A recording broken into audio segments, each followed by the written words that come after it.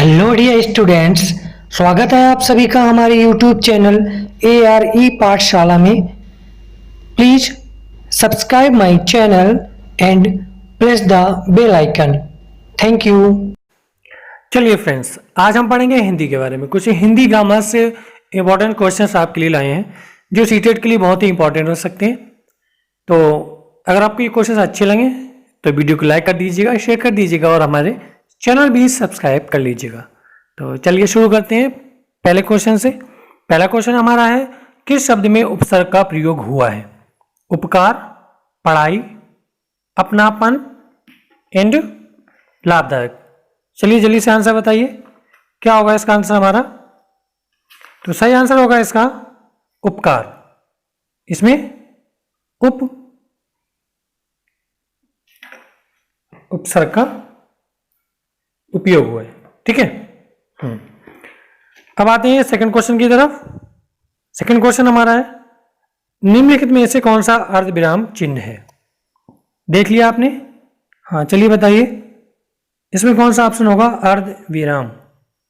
ठीक है, तो अर्धविराम हमारा होगा ये ऑप्शन फोर्थ। चलते हैं प्रश्न नंबर 3 की तरफ। निम्नलिखित में से विराम चिन्ह नहीं है? अल्प विराम, अवतरण, निर्देशक चिन्ह, पूर्ण विराम। चलिए बताइए आंसर। तो आंसर हमारा होगा अवतरण। प्रश्न नंबर 4 है, वाक्य के घटक होते हैं उद्देश्य और विधेय, कर्ता और क्रिया, कर्म और क्रिया, कर्म और विशेषण। आंसर हमारा क्या होगा? उद्देश्य और विधेय, मीन्स सब्जेक्ट एंड प्रेडिकेट। प्रश्न नंबर 5 है, किस शब्द में आवा प्रत्यय नहीं है? दिखावा, भुलावा, लावा, चढ़ावा। सिंपल सी बात है, लावा। इसमें आवा प्रत्यय नहीं है। प्रश्न नंबर 6, हिंदी किस भाषा परिवार की भाषा है? द्रविड़, चीनी तिब्बती, भारोपीय या ऑस्ट्रिक। बहुत आसान सा क्वेश्चन है, चलिए आंसर दीजिए इसका।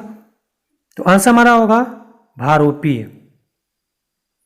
प्रश्न नंबर 7 है, शुद्ध वर्तनी का चयन कीजिए। इनमें से कौन सा सही होगा? सही बताइए। तो आंसर हमारा सही होगा ये कृपा। प्रश्न नंबर 8 है हमारा, निम्नलिखित में से किस शब्द में प्रत्यय लगा हुआ है? सागर, जादूगर, नगर या इनमें से कोई नहीं। चलिए बताइए इनमें से कौन सा प्रत्यय वाला शब्द है? तो जादूगर। अगला प्रश्न नंबर 9 है, क वर्ड किसके योग से बना है? देखिए जल्दी से। तो का जो है हमारा ये लास्ट वाला ऑप्शन, का धन आ से बनकर बना है। मतलब कोई भी हम ह्रस्व व्यंजन बोलते हैं, मतलब ठीक है, जो इसमें छोटा आया ये ह्रस्व स्वर है। का, ख, जिसे हमने खा बोला तो इसमें भी आ आएगा। ठीक है, का बोला तो जो छोटे व्यंजन होते हैं, जैसे जिनमें छोटा की मात्रा होती है, वो इसमें छोटा की मात्रा छुपी रहती है। जैसे का तो देर तक खींचते जाते हैं बोल अक्षर, लेकिन इसमें छोटा छुपा रहता है। तो का धन आ, ये वाला ऑप्शन होगा। प्रश्न नंबर 10 की तरफ चलते हैं। हिंदी भाषा का जन्म हुआ है लौकिक संस्कृत से, वैदिक संस्कृत से, पाली प्राकृत से या अपभ्रंश से। चलिए जल्दी से बताइए। तो आंसर हमारा होगा अपभ्रंश से। प्रश्न नंबर 11, स्पर्श व्यंजन कितने प्रकार के होते हैं? मीन्स स्पर्श व्यंजनों की संख्या कितनी है? जल्दी से आंसर दीजिए। तो स्पर्श व्यंजन हमारे होंगे वो है 25। प्रश्न नंबर 12, निम्न वाक्यों में से मिश्र वाक्य कौन सा है? चोर को देखकर सिपाही पकड़ने दौड़ा, सेठ जानता है कि नौकर ईमानदार है, या नेताजी भाषण देकर चले गए, बिजली नहीं थी इसलिए अंधेरा था। चलिए सही आंसर बताइए। तो सही आंसर हमारा होगा सेठ जानता है कि नौकर ईमानदार है, ये मिश्र वाक्य है। प्रश्न नंबर 13, वह कौन सा व्यक्ति है जिसने जवाहरलाल नेहरू का नाम ना सुना हो। ठीक है, ये जो वाक्य है किस प्रकार का है, संयुक्त वाक्य, मिश्र वाक्य, सरल वाक्य या कोई नहीं। आंसर हमारा होगा सेकंड, मिश्र वाक्य। प्रश्न नंबर 14, इनमें से कौन सा विराम चिन्ह ऐसा है जो हिंदी में अंग्रेजी भाषा से नहीं लिया गया है। ठीक है, तो सिंपल सी बात है, ये हमारा विराम चिन्ह है जो अंग्रेजी से नहीं लिया गया है। प्रश्न नंबर 15 है, निर्वाह में प्रयुक्त उपसर्ग है नि, निर, निर या निह। ठीक है, आंसर बोलिए, तो थर्ड हमारा होगा निर। प्रश्न नंबर 16, निम्न में से किस शब्द में प्रत्यय का प्रयोग हुआ है, विकल, धनिक, पुलक, अलक। चलिए क्या होगा आंसर बताइए। तो आंसर हमारा होगा धनिक, इसमें प्रत्यय का उपयोग किया गया है। आगे बढ़ते हैं। प्रश्न नंबर 17, यथार्थ में कौन सी संधि है, दीर्घ, वृद्धि, गुण या कोई नहीं। तो आंसर हमारा होगा दीर्घ। ठीक है, इसका संधि विच्छेद होगा यथा, धन, अर्थ। ठीक है, ये हमारा बनेगा यथार्थ। प्रश्न नंबर 18, निम्नलिखित में तत्सम शब्द का चयन कीजिए, खेत, अजीब, उद्रम, कोल्ट। तो आंसर हमारा सही होगा उद्रम, उद्गम। ठीक है, यस, उद्गम था। प्रश्न नंबर 19 है, भूतकाल के कितने भेद हैं, 3, 5, 6 या 7। तो आंसर सही है हमारा 6, भूतकाल के 6 भेद हैं। प्रश्न नंबर 20, निम्नलिखित में से किस वाक्य में अकर्मक क्रिया है। अब अकर्मक क्रिया क्या होती है, अकर्मक क्रिया वो होती है जिसमें कर्म ना लगा हो, आगे कर्म ना दिया गया हो वाक्य में। जैसे रामपत्र लिखता है, मैं बालक को जगवाता हूं, गेहूं पिस रहा है, मदन गोपाल को हंसा रहा है। ठीक है, आंसर हमारा क्या होगा थर्ड, गेहूं पिस रहा है, इसमें आगे कोई कर्म नहीं दिया गया है। ठीक है, प्रश्न नंबर 21 है, इनमें से कौन सी शब्द समूहवाचक संज्ञा है, सभा, मिठास, सोना या कोई नहीं। समूहवाचक से मतलब ये हुआ ग्रुपिंग। ठीक है, बहुत सारे लोग आए, तो 21 का सही आंसर होगा हमारा फर्स्ट, सभा। ठीक है, कमेटी मतलब बहुत सारे लोग होते हैं। वाक्य के अशुद्ध भाग का चयन कीजिए, राम के धनुष भंग करते ही दूसरे राजाओं के वक्ष पर सांप लूटने लगे या कोई त्रुटि नहीं है। ये जो वाक्य में आके पूरा दिया गया है, इसका जो अशुद्ध भाग है, गलत हिस्सा, उसका चयन करना है। तो आंसर हमारा होगा सही ऑप्शन, वक्ष पर सांप लौटने लगे। प्रश्न नंबर 23, इनमें से किस शब्द में हलंत संबंधी अशुद्धियां नहीं है, भविष्यत, श्रीमान, सतचित, बुद्धिमान। ठीक है, तो ऑप्शन हमारा होगा बुद्धिमान, इसमें हलंत संबंधी अशुद्धि नहीं है। प्रश्न नंबर 24, श कौन सा व्यंजन है, ऊषु, संयुक्त व्यंजन, अंतस्थ व्यंजन या स्पर्श व्यंजन। चलिए बताइए। तो सही हमारा आंसर होगा फर्स्ट, ऊष्म व्यंजन। शा जो है ऊष्म व्यंजन है। प्रश्न नंबर 25, समुद्र मंथन करना का अर्थ है घोर तप करना, कठोर परिश्रम करना, दृढ़ प्रतिज्ञा करना या उद्देश्य को प्राप्त करना। तो 25 का आंसर सही होगा, घोर तप करना समुद्र मंथन कहलाता है। ठीक है, अगला हमारा है 26, निम्नलिखित में से कौन सा अल्प विराम चिन्ह है। ठीक है, इससे पहले जो अभी हमने पढ़ा था वो अर्ध विराम था। ठीक है, ये अल्प विराम है। तो सही आंसर क्या होगा इसका, फर्स्ट होगा, ये अल्प विराम है। जस दूल्हा तस बनी बाराता। ठीक है, इसका क्या अर्थ है, सभी साथी एक ही जैसे हैं, संगठन से ही कार्य सिद्ध होता है, बेढंगा होना या सुंदर वस्तु के साथ ही सुंदर वस्तु का मेल होना। तो सही ऑप्शन क्या होगा इसका? सभी साथी एक ही जैसे। निम्न वाक्यों में से संयुक्त वाक्य कौन सा है? रूपा चाहती है कि वे नौकरी करे। गीता जिस घर में रहती है वह बहुत गंदा है।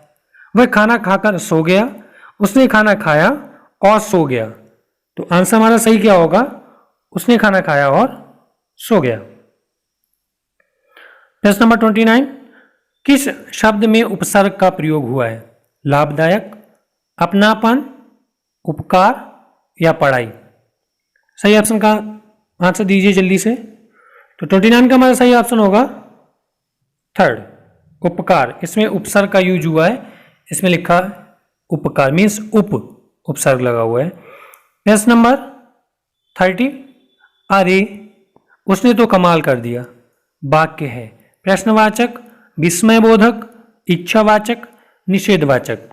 सही ऑप्शन क्या होगा इसका? सेकंड, विस्मयबोधक मीन्स एक्सक्लेमेटरी सेंटेंस है ये हमारा। ये मार्क ऑफ एक्सक्लेमेशन होते हैं, विस्मयबोधक चिन्ह होते हैं।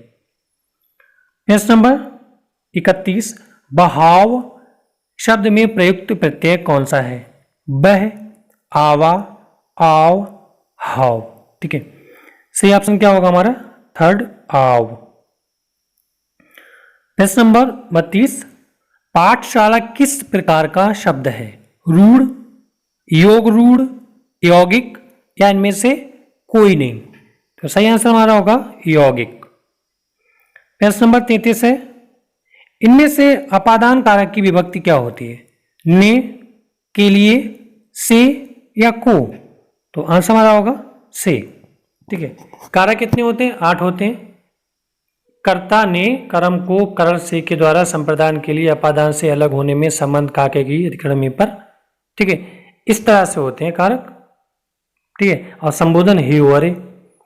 इस तरह से आप लर्न कर लीजिएगा। जो छोटे क्लास में ट्रिक बताई जाती है, बच्चों को रटाया जाता है, उस तरह से आप लर्न कर सकते हैं। तो कर्ता ने कर्म को करण से के द्वारा, से दो जगह आता है, करण में भी आता है। ठीक है, करण से, वहां से का मतलब होता है द्वारा, किसी चीज के द्वारा। जैसे हम बस से स्कूल जा रहे हैं तो बस के द्वारा स्कूल जा रहे हैं। ठीक है, करण से के द्वारा हो गया। संप्रदान के लिए आता है। अपादान से, तो अपादान का चिन्ह जो होता है से होता है अलग होने में, इस से का यूज होता है अलग होने में। ठीक है, जैसे पेड़ से पत्ता गिर गया। ओके, अब पत्ता पेड़ से अलग हो गया तो वहां पे अपादान कारक होगा। चलिए इस पे भी वीडियो बनाएंगे कारक पे, बहुत सिंपल है, आसान करने का तरीका बता देंगे आपको। आगे बढ़ते हैं प्रश्न नंबर 34 की तरफ। वाक्य के अशुद्ध भाग का चयन कीजिए। तुम कक्षा में आते हो या कोई त्रुटि नहीं है, साथ क्यों नहीं लाते, तो तुम्हारी पुस्तक। तो 34 का सही होगा हमारा, तो तुम्हारी पुस्तक, ये अशुद्ध है। 35, पवित्र में प्रयुक्त संधि का नाम है? गुण, अयादि, वृद्धि या कोई नहीं? तो सही आंसर हमारा होगा अयादि संधि। ठीक है, पवित्र मतलब पो धन इत्र, इसका संधि विच्छेद होगा पो धन इत्र, ये होता है पवित्र। अयादि संधि में इस तरह से आते हैं। इनमें से किस शब्द में वर्ण संबंधी अशुद्धि है? अनाधिकार, अनुकूल, अमरूद, स्थान। तो सिंपल सी बात है, आपको दिख रहा होगा अनुकूल, ये गलत है। ठीक है, अशुद्धि है। प्रश्न नंबर 37, उसने कहा कि मैं घर जाऊंगा, ये किस तरह का वाक्य है? प्रश्नवाचक, मिश्र, सरल या संयुक्त? तो सही ऑप्शन हमारा होगा सेकंड, मिश्र वाक्य। प्रश्न नंबर 38, जाके पाँव ना फटे बिवाई, सो क्या जाने पीर पराई। इसका क्या अर्थ होगा? जिसके ऊपर बीतती है वही जानता है। दूसरे के कष्ट को अनुभव करना, कठोर होना या दयालु होना। तो सिंपल सी बात है, आप समझ चुके होंगे। फर्स्ट ऑप्शन होगा, जिसके ऊपर बीतती है वही जानता है। प्रश्न नंबर 39, निम्नलिखित मिश्र वाक्यों में से कौन सा विशेषण उपवाक्य है? मैं चाहता हूं कि आप यही रहें, जब मैं स्टेशन पहुंचा तभी ट्रेन आई। मैं कहता हूं कि तुम भोपाल जाओ, लखनऊ जो उत्तर प्रदेश की राजधानी है एक ऐतिहासिक नगर है। तो सही ऑप्शन हमारा होगा ये, लखनऊ जो उत्तर प्रदेश की राजधानी है एक ऐतिहासिक नगर है। प्रश्न नंबर 40, इनमें से कौन सा शब्द समूहवाचक प्रत्यय नहीं है? लोग, प्रेस, वर्ग, गण। आप समझ सकते हैं समूहवाचक बताया था अभी हमने, इसमें बहुत सारे लोग आए, ग्रुपिंग आए, तो प्रेस ये समूहवाचक नहीं है। प्रश्न नंबर 41, विरोध करना के लिए सही मुहावरा है, मतलब किसी का विरोध कर रहे हो तो उसके लिए सटीक मुहावरा क्या बैठेगा? सिर झुकाना, सिर उठाना, सिर कटाना या सिर चढ़ाना? सिंपल सा है, सिर उठाना।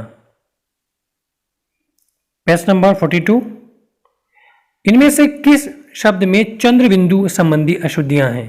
अंगना, पहुंच, दांत, चांद। तो आप देख सकते हैं ये अशुद्ध है, इसे शुद्ध लिखा जाएगा इस तरह से, पहुंच, ठीक है, इस तरह से लिखा जाएगा, बट यहां पे ये अशुद्ध लिखा हुआ है, तो इसी ऑप्शन में चंद्र बिंदु संबंधी अशुद्धि है। प्रश्न नंबर 43, मतैक्य में कौन सी संधि है? गुण, वृद्धि, दीर्घ या कोई नहीं? तो ऑप्शन हमारा होगा वृद्धि। प्रश्न नंबर 44, ऊष्म और संयुक्त किसके प्रकार हैं? व्यंजन के, स्वर के, ए और बी दोनों के या किसी के भी नहीं? तो ऑप्शन हमारा होगा ऊष्म और संयुक्त जो हैं वो व्यंजन के प्रकार हैं। राम घर गया, उसने मां को देखा, इसका संयुक्त वाक्य बनाइए, क्या बनेगा? ऑप्शन दिए गए, राम ने घर जाकर मां को देखा, या राम घर गया अतः उसने मां को देखा, राम घर गया और उसने मां को देखा, इनमें से कोई नहीं। तो संयुक्त हमारा क्या बनेगा? 40 का सही आंसर बताइए। राम घर गया और उसने मां को देखा, ये हमारा सही आंसर है, संयुक्त वाक्य हो गया।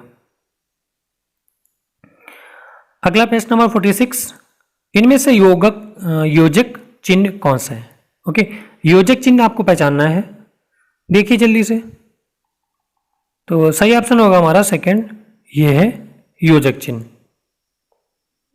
प्रश्न नंबर 47, निम्नलिखित में तत्सम शब्द का चयन कीजिए। वर्षा, आंसू, हाथी, बारात। तत्सम बताना है मीन शुद्ध बताना है, तो हमारा पहला होगा वर्षा। आंसू का क्या होता है? अश्रु होता है। हाथी का गज होता है, ठीक है। बारात नहीं होता है, बारात होता है। अब 48, किस शब्द में उपसर्ग नहीं है? पराजय, ओढ़ना, अपवाद, प्रभाव। ओढ़ना, ठीक है, ओढ़ना में उपसर्ग नहीं दिया गया है। प्रश्न नंबर 49, पुरोहित में उपसर्ग है। पुरस, पुर, पुरा या पुरहा, ठीक है।